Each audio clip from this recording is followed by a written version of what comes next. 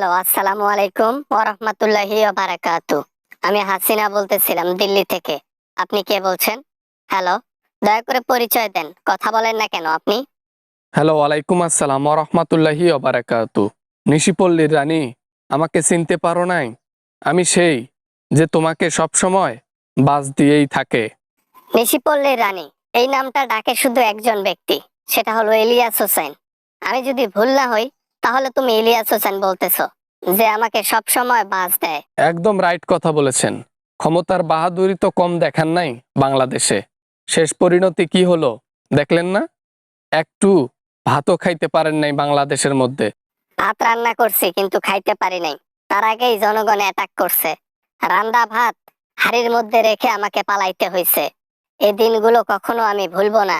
একটা মানুষের উপর কতটুকু বিরক্ত, কতটুকু মন উঠে গেলে একজন মানুষের ব্রা নিয়ে জনগণ খেলা করে, তার পুকুরের মাছ পর্যন্ত ছাড় দেয়নি। হ্যাঁ, আমার তো দোষ ছিল। আমি কত উন্নয়ন করলাম বাংলাদেশের মধ্যে। তারপরও আমার ছোট্ট একটা ভুলের জন্য ক্ষমা করলো না এই পাবলিক, যার জন্য এত কিছু করছি। উন্নয়নের নাম করে টাকা চুরি করতেন, আর কি বলতেছেন যে জনগণের কাছে একটা ভুল করছেন? এত ভুল করছেন যে লিস্ট শেষ হবে না বললে। কি এমন বলেছি? শুধু বলেছি মুক্তিযোদ্ধাদের নাতিপুতিদের চাকরি দেব না তো রাজাকারদের নাতিপুতিদের চাকরি দেব। এটাই আমার ছিল সবচাইতে বড় অপরাধ। বাংলাদেশের মধ্যে এখনো যদি যাচাই করা হয়, তাহলে সঠিক মুক্তিযোদ্ধা কম পাওয়া যাবে। যে লিস্ট রয়েছে তার অর্ধেকই মুক্তিযোদ্ধা নয়। আর হইল রাজাকারের কথা, যে দেশ স্বাধীন করেছে যুদ্ধ করে, তার ছেলে, তার নাতি পর্যন্ত কোঠা ঠিক আছে, কিন্তু তার নাতিপুতি এইটা ঠিক নাই। প্রথমে ভুল করে আবেগের বশে কথাটা বলেছিলাম, তাই বলে আমাকে দেশ থেকে বের করে দেবে জনগণ? হ্যাঁ, পরে তো আমি তাদের সব দাবি মেনে নিতে ধরছিলাম, কই দিল? ততক্ষণে অনেক মানুষকে উপরে পাঠাই দেওয়া হয়ে গেছে। ততক্ষণে আপনার পাপের বোঝা আরো ভারী হয়ে গেছে। জনগণ ছাড় দেওয়ার মতো কোনো অপশন ছিল না।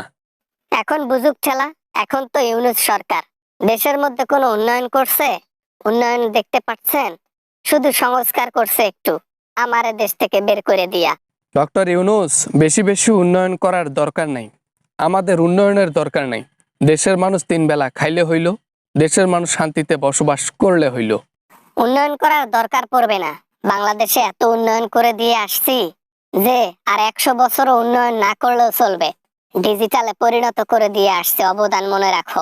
অবদান মনে রাখার প্রয়োজন নাই। ও অবদানের পিছনে বড় বড় দাইন মারা আছে, বড় বড় চুরি করা আছে। আমাদেরকে শেখাও 100 টাকার জায়গায় 10 টাকার উন্নয়ন করে 100 টাকা দেখিয়ে বাকি 90 টাকা পকেটে ভরো তোমরা।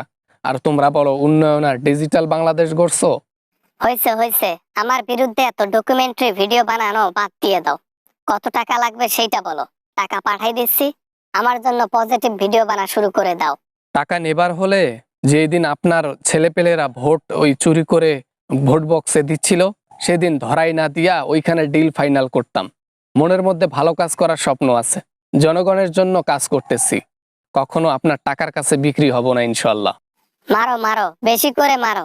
আমাকেই পিছনটা মারো, বেশি করেই মারো, সমস্যা নেই। যাও যাও, যখন ক্ষমতায় যাব না তোমাদের পিছনে লাগবো আগে। দেখিও, ফোন রাখলাম। নিজেরে ঠিক নাই, জনগণের হাত থেকে কবে জানি চলে যায় উপরের দিকে, আবার বলতেছে আমাদেরকে উদ্ঘাট করবে।